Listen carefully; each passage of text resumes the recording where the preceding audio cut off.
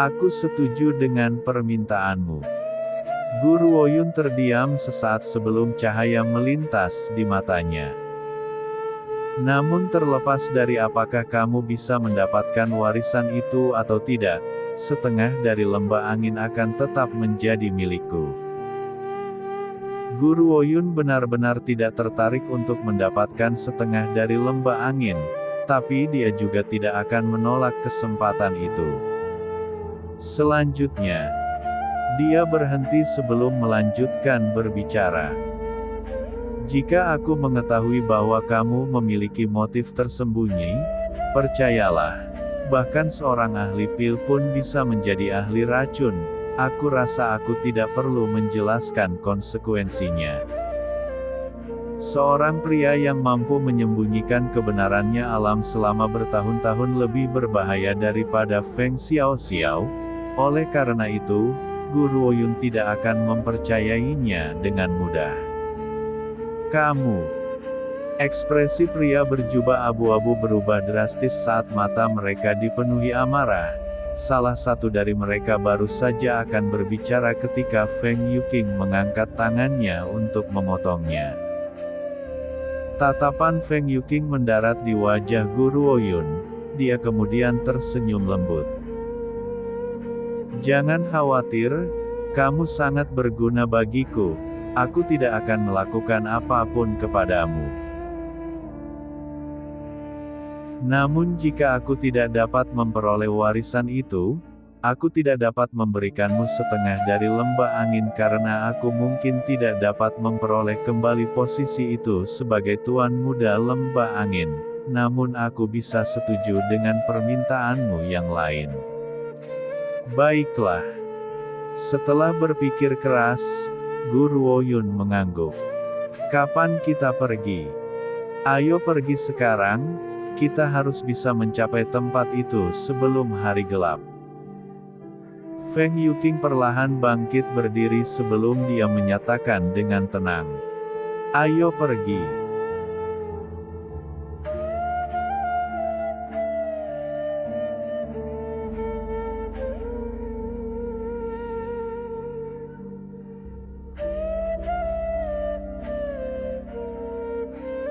Di gunung yang tinggi, tiba-tiba ada arus masuk para pembudidaya yang kuat di sepanjang jalan yang kasar dan tidak rata. Alhasil, pegunungan yang sepi itu dipenuhi manusia di habitatnya. Pada saat ini, Guru Woyun menyapu pandangannya ke setiap orang saat dia setengah jalan mendaki gunung. Hatinya hancur ketika dia merasakan skala kekuatan mereka. Tampaknya reruntuhan ini telah menarik beberapa pembudidaya yang kuat, beberapa bahkan telah mencapai tahap akhir dari keadaan luar biasa dan hanya satu langkah lagi dari keadaan halus. Feng Yuqing mungkin telah membawa dua pembudidaya negara yang luar biasa bersama tetapi keduanya berada pada tahap awal keadaan luar biasa, mereka tidak bisa dibandingkan dengan kultivator tahap akhir. Para pembudidaya lain telah dengan jelas memperhatikan kelompok yang baru saja tiba, setelah melihat bahwa kekuatan pendatang baru bukanlah ancaman bagi mereka. Mereka tidak banyak bicara sebelum mereka dengan cepat berbalik dan berjalan menuju puncak gunung tidak terlalu jauh. Reruntuhan harus berada di puncak gunung. Tatapan Feng Yuqing tenggelam dan ekspresinya menunjukkan keseriusan. Nona Gu, jika ada bahaya yang datang setelah ini, aku ingin kamu bersembunyi di belakang Feng Yi dan Feng Wu. Orang yang dipanggil sebagai Feng Yi dan Feng Wu adalah dua pria berjubah abu-abu yang mengikuti Feng Yuqing dengan sangat dekat. Feng Yuqing telah meminta mereka untuk melindungi Guru Woyun bukan karena dia ingin dia tetap aman tetapi untuk keuntungannya sendiri. Bagaimanapun, keberadaan seorang ahli pil akan sangat berguna di pesta seperti ini. Oleh karena itu, dia tidak boleh terancam punah. Jika tidak, mereka tidak bisa memastikan apa yang mungkin terjadi. Guru Oyun dengan lembut mengangguk dan tidak banyak bicara, meskipun keselamatannya dipastikan karena dia memiliki Zixi di sisinya.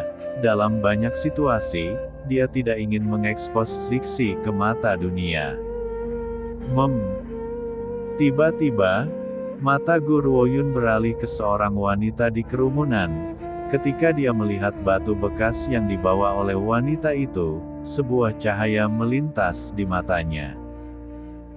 Sekte Pesona, aku tidak pernah berpikir bahwa aku akan bertemu dengan anggota Sekte Pesona lagi di tempat seperti ini. Wanita dari Sekte Pesona dengan jelas merasakan mata yang menatapnya dari belakang. Dia mengerutkan alisnya yang kurus dan berbalik ke arah Guru Oyun. Namun, tatapan wanita itu tidak lama tertuju pada Guru Oyun sebelum beralih ke Feng Yuqing yang berada tepat di sebelahnya. Tes, cek. Wanita dari Sekte Pesona itu terkikik dengan menggoda saat tatapan genitnya mengembara. Sosoknya yang cantik dan menawan kemudian meluncur ke arah Feng Yuqing. Aku tidak pernah menyangka Tuan Muda kedua Lembah Angin akan muncul di tempat seperti ini. Mungkinkah kamu tertarik pada reruntuhan ini juga Tuan Muda Feng? Tuan Muda kedua Lembah Angin, para pembudidaya di sekitar mereka berbalik ke arah Guru Oyun dan yang lainnya ketika mereka mendengar ini saat mata mereka dipenuhi dengan keterkejutan. Bukankah Tuan kedua Lembah Angin direduksi menjadi tidak berguna? Apa yang dia lakukan di tempat seperti ini?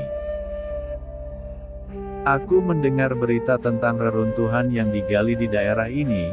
Aku hanya ingin melihat-lihat dan membawa kembali beberapa harta untuk ayah dan kakak perempuanku saat aku kembali. Feng Yuqing mengerutkan bibirnya saat menjawab sembarangan. Jadi anggota Sekte Pesona ada di sini juga. Kemudian lagi, Penatua Mei, kamu benar-benar menjadi semakin cantik. Karena kehadiranmu di sini, aku merasa seolah-olah reruntuhan ini telah kehilangan daya tarik mereka. Feng Yuqing tidak lagi membawa ketenangannya. Seluruh personanya sekarang seperti anak hedonis dari keluarga kaya yang sedang menggoda seorang wanita. Namun, tidak ada yang tahu bahwa jauh di lubuk hatinya, Feng Yuqing siap untuk muntah. Wanita ini mungkin terlihat muda tetapi dia sebenarnya telah melewati usia 50 dan dia masih dipaksa untuk mengeluarkan kata-kata yang memuakkan, benar-benar menjijikkan. Tes, cek. Penatua Mei terkikik dengan menggoda tetapi sedikit kebencian melintas di matanya. Orang ini cukup tampan tetapi sayangnya dia hanya orang yang tidak berguna, jika bukan karena fakta bahwa dia adalah Tuan Muda kedua Lembah Angin. Aku bahkan tidak akan repot-repot dengan hal-hal yang tidak berguna ini. Dia menggodaku seperti katak yang ingin makan daging angsa. Tuan Muda Feng, bolehkah aku bertanya siapa wanita ini bagimu? Dia mengerutkan kening dengan lembut saat dia berbicara, mengamati Guru Oyun. Hati Feng Yuqing gemetar namun dia terus tersenyum bercanda. Penatua Mei, jika menyangkut wanita yang ikut denganku, menurutmu siapa dia bagiku? Arti di balik kata-katanya tidak jelas, dan Penatua Mei segera tercerahkan. Tuan Muda kedua Lembah Angin selalu berganti-ganti pasangan, dia akan mengganti teman wanitanya seperti dia sedang berganti pakaian. Karena itu, wanita manapun yang diizinkan ikut dengannya hanya bisa menjadi salah satu kekasihnya. Penatua Mei berbalik ke arah Guru Oyun saat dia memikirkan ini. Dia kemudian mengangkat alisnya dan bertanya. Nona, bolehkah aku menanyakan namamu? Nianyai, namaku Gu Nianyai. Terdengar jawaban lambat Guru Oyun. Sekte Pesona dan Lembah Angin berbagi hubungan yang agak bersahabat sehingga Penatua Mei harus mengetahui nama Guru Ouyun. Selain itu, berdasarkan tanggapan Feng Yuqing, jelas bahwa dia ingin menyembunyikan identitasnya. Dalam keadaan ini, dia tidak punya pilihan selain menggunakan aliasnya lagi. Gu Nianyai. Penatua Mei terdiam sesaat. Dia belum pernah mendengar nama ini sebelumnya dan kecurigaannya berkurang. Tuan Muda Feng, izinkan aku memberimu sedikit nasihat. Reruntuhan ini terlalu berbahaya. Berdasarkan tingkat kekuatanmu, datang ke sini akan berarti malapetaka bagimu dan kamu bahkan telah membawa serta anak tiri. Mata Penatua Mei berkedip-kedip saat dia berseru. Jika Nona Xiao Xiao mengetahui tentang ini, aku khawatir dia akan marah. Feng Yuqing tertawa terbahak-bahak. Aku tidak pernah berpikir bahwa kamu akan begitu peduli padaku Penatua Mei. Aku benar-benar kewalahan oleh kebaikanmu. Bagaimana kalau kamu datang dan melihatku di lembah angin setelah ini? Aku sudah lama ingin tidur denganmu Penatua Mei. Ekspresi Penatua Mei berubah menjadi es, namun, dia segera kembali ke sikap normalnya dan tersenyum menggoda. Jangan bercanda Tuan Muda Feng, bagaimana aku bisa menerima kemurahan hatimu? Aku harus pergi sekarang karena ada beberapa hal yang harus aku tangani. Sampai jumpa lagi di reruntuhan. Bahkan seorang yang tidak berguna sekalipun akan memiliki delusi memilikiku. Dia pasti sedang bermimpi. Penatua Mei mengejek saat dia menggoyangkan pinggang kecilnya yang halus dan menuju ke pesta Sekte Pesona. Feng Yuqing menghembuskan napas saat dia melihatnya pergi. Dia akhirnya pergi. Aku takut aku akan secara tidak sengaja mengungkap identitasmu jika dia terus bertanya. Nona Gu, jangan biarkan mereka mengetahui bahwa kamu adalah Guru Ouyun, apapun yang terjadi. Guru Ouyun mengangguk, tatapannya tetap tertuju pada sosok Penatua Mei yang menghilang, tetapi pikirannya tersembunyi dari orang lain. Ngomong-ngomong, Feng Yuqing berpaling ke arah Guru Ouyun sebelum melanjutkan. Kamu mungkin tidak menyadari situasi di Sekte Pesona, karena teknik kultivasi unik mereka, Sekte Pesona mengharuskan anggotanya untuk tidur dengan pria untuk menyerap kekuatan mereka untuk mengisi kembali vitalitas mereka. Oleh karena itu para murid dari Sekte Pesona tidak hanya berbakat dan kuat, yang paling penting, mereka memiliki resep untuk awet muda. Penatua Mei mungkin terlihat sangat muda, tetapi dia sudah berusia lebih dari 50 tahun sekarang. Guru Ouyun meringkuk bibirnya. Sepertinya kamu memiliki preferensi yang cukup keras untuk mempertimbangkan seseorang pada usia itu. Ekspresi Feng Yuqing membeku saat mendengar ini. Dia lalu tersenyum pahit. Aku tidak punya banyak pilihan bukan? Semua orang tahu bahwa aku genit dan tidak memilih, jadi aku hanya bisa menggunakan metode ini untuk mengusirnya. Kalau tidak, jika dia bersikeras memasuki reruntuhan bersama kita, bagaimana kita menolaknya? Surga tahu betapa dia ingin muntah saat mengucapkan kata-kata itu. Namun, dia tidak punya pilihan lain selain bertindak seperti ini untuk mengusir Penatua Mei. Ayo pergi. Kerumunan itu mulai bergerak dan Feng Yuqing juga bangkit, matanya yang bijaksana dan berpandangan jauh ke depan berkedip dengan cahaya redup. Di gunung yang tinggi, meskipun ada banyak binatang spiritual di sekitar, mereka telah bersembunyi ketika mereka merasakan sejumlah besar pembudidaya yang kuat, takut memprovokasi perusak gerbang ini. Oleh karena itu, Guru Oyun dan yang lainnya tidak bertemu dengan makhluk spiritual yang menakutkan di sepanjang jalan mendaki gunung yang tinggi.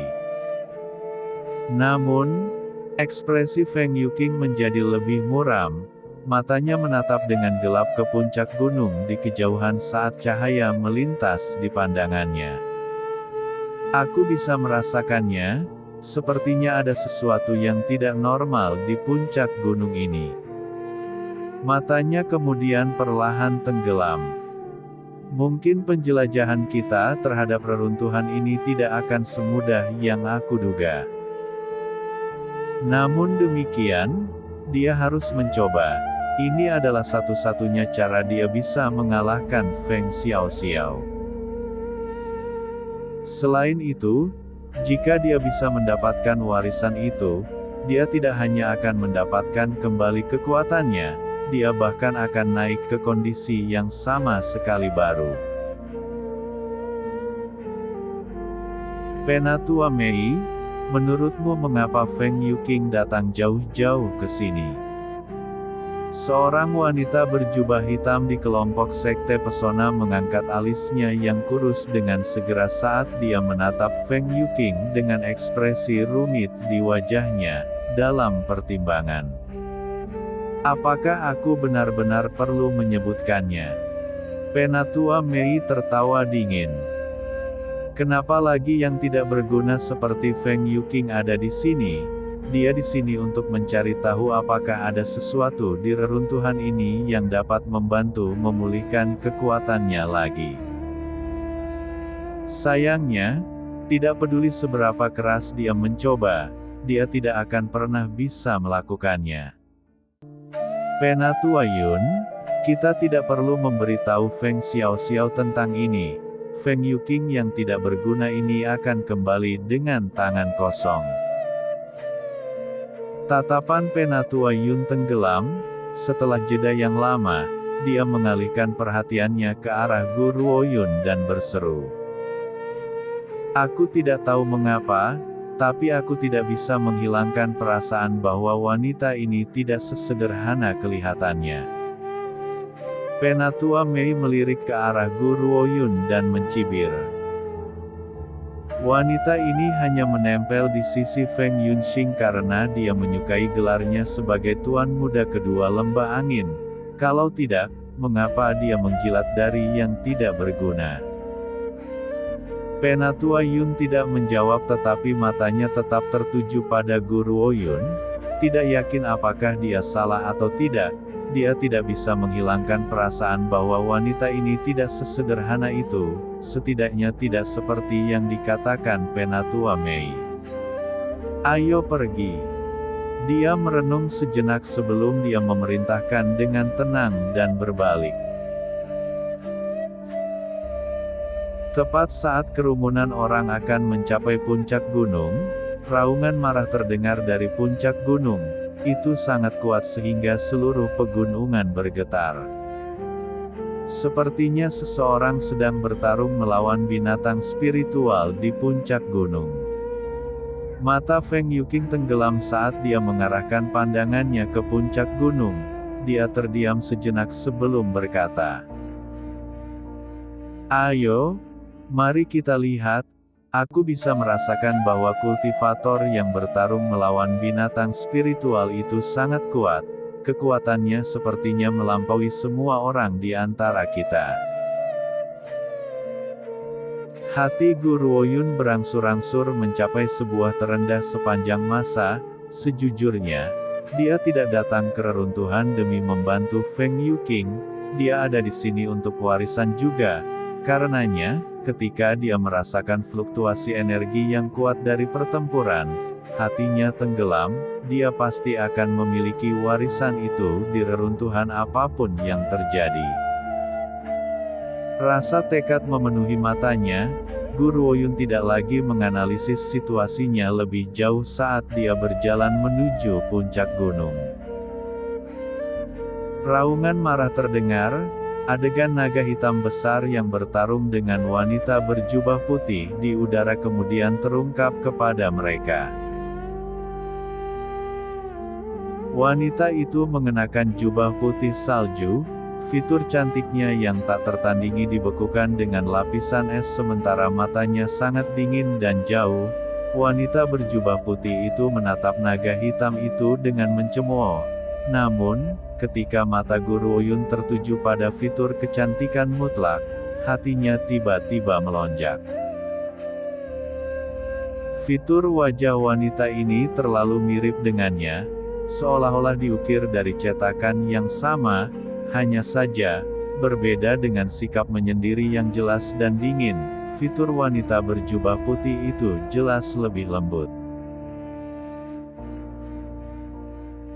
Makhluk jahat, aku hanya lewat, kenapa kamu harus menghalangi jalanku? Wanita berbaju putih itu menatap naga hitam itu dengan dingin. Rasa dingin dalam suaranya bisa memotong satu tulang. Mereka yang melanggar akan mati. Naga hitam itu meraung keras, sebelum tubuh besarnya menyerang wanita berbaju putih itu sekali lagi. Karena kamu bersikeras untuk menggali kuburanmu sendiri, aku tidak keberatan membunuh naga. Wanita berjubah putih itu tertawa dengan dingin. Jubah putihnya menembus langit saat dia menyerang naga hitam dengan kecepatan tinggi. Kerumunan hanya bisa melihat kabur ketika wanita berjubah putih, yang berada beberapa meter dari naga besar, muncul kembali di depannya. Saat wanita berbaju putih muncul di depannya, naga besar itu menyemburkan napas naganya, napas naga hitam dan berbau busuk kemudian meledak ke arah wanita berbaju putih itu. Swoosh! Wanita berbaju putih itu mengangkat pedangnya dan mengiris napas naga yang mendekat menjadi dua. Dia kemudian muncul di belakang naga hitam dalam sekejap. Pedang panjang itu bergerak seperti kilatan cahaya sebelum mengiris dengan keras ke tubuh naga dengan kekuatan besar. Pedang panjang itu menembus punggung naga hitam itu. Dia menjerit karena kesakitan dan dengan kasar meronta-ronta, mencoba melempar wanita itu dari punggungnya. Ini adalah harga yang akan kau bayar karena menghalangi jalanku. Wanita berbaju putih dengan cepat menarik pedang panjang itu dan darah berwarna hitam berceceran seperti air mancur. Dia kemudian mengambil beberapa langkah mundur sebelum mengangkat pedang panjangnya sekali lagi. Seketika, langit dan bumi kehilangan warnanya sementara matahari dan bulan meredup saat kekuatan yang tak terbatas terkumpul ke dalam pedang panjang. Kekuatan ini perlahan mengembun menjadi bola angin bundar di sekitar pedang panjang. Bola yang berputar kemudian menebas ke bawah bersama dengan pedang. Ledakan keras terdengar sebelum dunia kembali damai setelah gempa. Tubuh naga hitam bergoyang sedikit sebelum jatuh dengan lemah ke tanah. Tubuhnya begitu besar sehingga menutupi seluruh puncak gunung. Darah mengalir tanpa henti dan segera menutupi seluruh tanah dengan kotoran hitam yang berbau busuk. Dia sangat kuat. Tatapan Feng Yuqing menajam. Sampai naga hitam sekuat itu dibuat tak berdaya di tangannya, seberapa kuatkah wanita ini? Bibir Guru Oyun dengan lembut bergetar saat matanya tetap tertuju pada sosok seperti peri dalam jubah putih. Dia tidak bisa menahan dirinya untuk melangkah maju saat tatapannya beralih dari sikap tenang awalnya menjadi kegembiraan. Hatinya gemetar sekarang. Apa itu dia? Jika itu bukan dia, siapa lagi di dunia ini yang mungkin terlihat sangat mirip denganku? Namun, sebelum dia bisa berbicara, wanita berjubah putih salju melangkah ke dalam kehampaan dan menghilang di depan mata semua orang. Dia tidak pernah membiarkan kerumunan di dasar gunung melihat sekilas seolah-olah dia tidak menyadari keberadaan mereka. Benar, itu pasti dia. Hati Guru Woyun perlahan dipenuhi dengan tekad saat matanya menatap lekat-lekat ke tempat wanita berbaju putih itu berada. Tatapannya sekarang dipenuhi dengan resolusi baru. Karena dia ada di sini, aku harus menemukannya meskipun aku harus pergi ke ujung dunia. Wanita berbaju putih itu pergi terlalu cepat, membuat Guru Woyun tidak punya kesempatan untuk bereaksi sama sekali. Namun, selama Dong Fang Yu berada di kota pertama, cepat atau lambat mereka akan bertemu satu sama lain. Reruntuhan itu seharusnya tepat di belakang naga hitam itu. Feng Yuqing tampaknya tidak memerhatikan ekspresi aneh di wajah Guru Woyun saat dia mengalihkan perhatiannya ke reruntuhan kuno ke depan mereka. Jika tebakanku benar, naga hitam ini pasti adalah makhluk spiritual yang ditempatkan di sini untuk menjaga reruntuhan. Dia akan menghentikan siapapun untuk memasuki reruntuhan. Untunglah wanita berjubah putih itu membantu kita menyelesaikan masalah ini. Kalau tidak, aku takut kita tidak mungkin bisa mengalahkan naga hitam ini meskipun kita semua bergabung. Namun, aku bertanya-tanya dari mana asal wanita itu memiliki kekuatan yang begitu besar. Kekaguman memenuhi mata Feng Yuqing. Dia sangat berharap memiliki kekuatan untuk membunuh naga suatu saat nanti. Guru Woyun tersenyum dan berjalan menuju naga yang terbaring di genangan darah. Dia kemudian mengeluarkan pedang yang patah dari pagoda surgawi kuno dan perlahan membungkuk. Apa yang gadis itu lakukan? Siapa yang tahu? Kerumunan terkejut melihat tindakan Guru Woyun namun tidak ada yang memperhatikannya. Segera, ketika mereka melihat apa yang dilakukan Guru Woyun, mereka tercengang. Dia telah menggunakan pedang yang patah untuk membelah perut naga hitam itu hingga terbuka. Dia kemudian menggali hati naga itu. Ketika jantung naga berdarah itu terlihat, semua orang menatap kosong dan bahkan lebih bodoh dari sebelumnya saat mereka menatap ke arah Guru Woyun dengan heran. "Nona Gu, apa yang kamu lakukan?" Feng Yuqing, yang juga terkejut, bertanya. Hati dan jantung naga hitam adalah harta langka. Guru Woyun tersenyum. Naga hitam ini tidak seperti klan naga lainnya. Mereka adalah vegetarian dan menggunakan tanaman obat untuk makanan.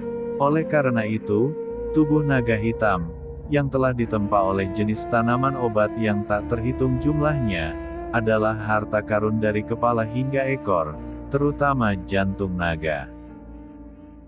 Ketika seseorang menggunakan jantungnya untuk memurnikan pil, itu akan membawa efek yang cukup mengesankan.